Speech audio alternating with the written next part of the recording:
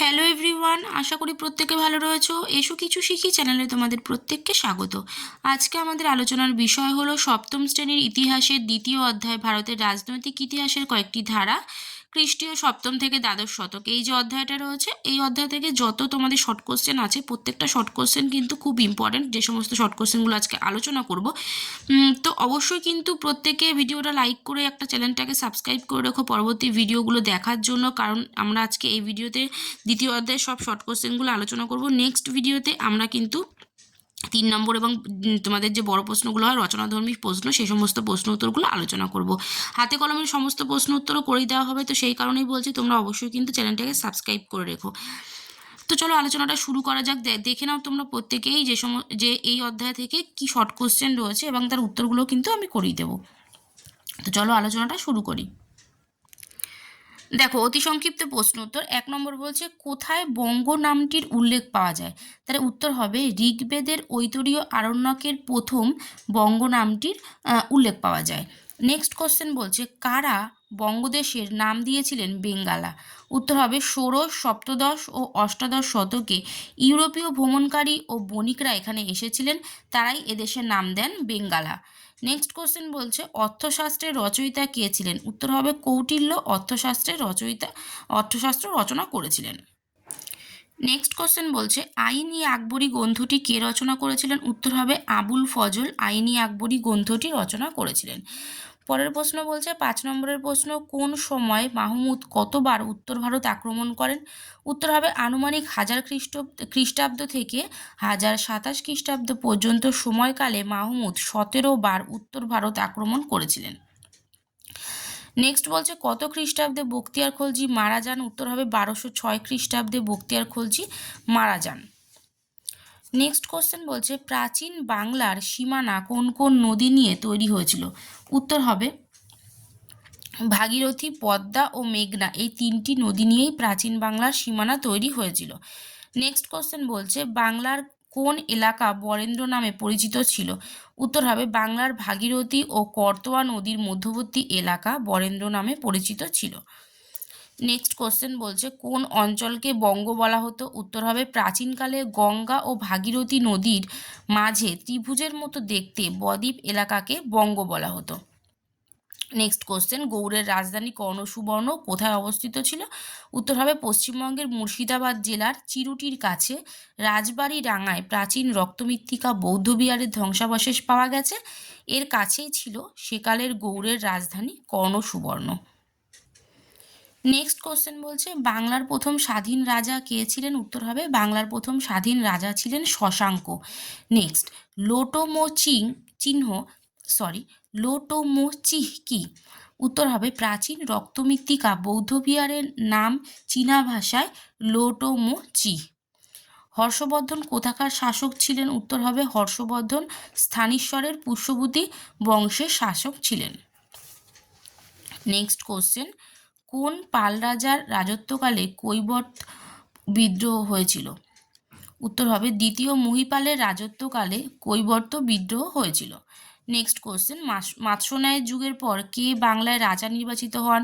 উত্তর হবে মাৎস্যন্যায় যুগের পর বাংলার গোপাল নামে একজন রাজা নির্বাচিত হন। নেক্সট কোশ্চেন বলছে, গৌড়তন্ত্র কাকে বলে? উত্তর হবে শশাঙ্কের শাসনকালে গৌড়ে যে শাসন ব্যবস্থা গড়ে উঠেছিল তাকে গৌড়তন্ত্র বলা হয়। নেক্সট কোশ্চেন, পাল আমলের শাসন ব্যবস্থায় সামন্ত নেতাদের কী কী নামে চিহ্নিত করা হয়? তো দেখো, পাল আমলের শাসন ব্যবস্থায় সামন্ত নেতাদের রাজন, সামন্ত, মহাসামন্ত ইত্যাদি নামে চিহ্নিত করা হয়েছে। নেক্সট কোশ্চেন বলছে, শশাঙ্কের মৃত্যুর পর কে কর্ণসুবর্ণ জয় করেন? উত্তর হবে কামরূপের রাজা ভাস্কর বর্মা কর্ণসুবর্ণ জয় করেন শশাঙ্কের মৃত্যুর পর।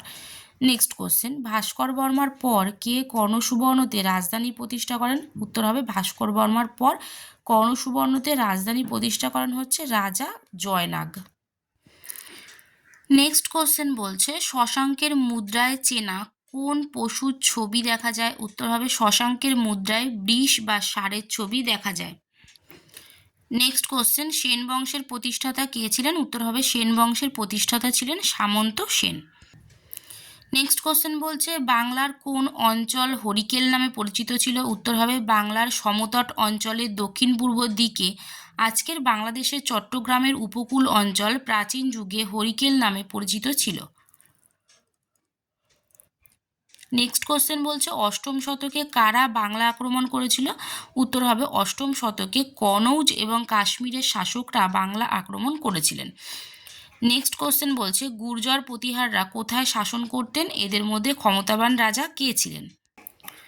অ্যান্সার হবে দেখো গুর্জর প্রতিহাররা রাজস্থান ও গুজরাটের বৃহৎ অঞ্চল শাসন করতেন। এদের মধ্যে রাজা ভোজ ছিলেন খুবই শক্তিশালী। নেক্সট কোশ্চেন রাঢ় অঞ্চল বলতে এখনকার পশ্চিমবঙ্গের কোন অঞ্চলকে বোঝায়? উত্তর হবে আজকের মুর্শিদাবাদ জেলার পশ্চিমবঙ্গ, বীরভূম, সাঁওতাল পরগনা, বর্ধমান, হাওড়া, হুগলি, অজয় ও দামোদর নদের মধ্যবর্তী বিরাট এলাকাকে বোঝায়। নেক্সট কোশ্চেন বলছে গঙ্গাই কোণ্ডচোল কার উপাধি ছিল? তিনি কে ছিলেন? তাহলে গঙ্গাই কোণ্ডচোল ছিল প্রথম রাজেন্দ্র চোলের উপাধি। তিনি ছিলেন চোলরাজ প্রথম রাজরাজের পুত্র। ঠিক আছে, তাহলে গন্ডাই কোণ্ডচোল ছিল প্রথম রাজেন্দ্র চোলের উপাধি আর তিনি ছিলেন চোলরাজ প্রথম রাজরাজ চোলের পুত্র।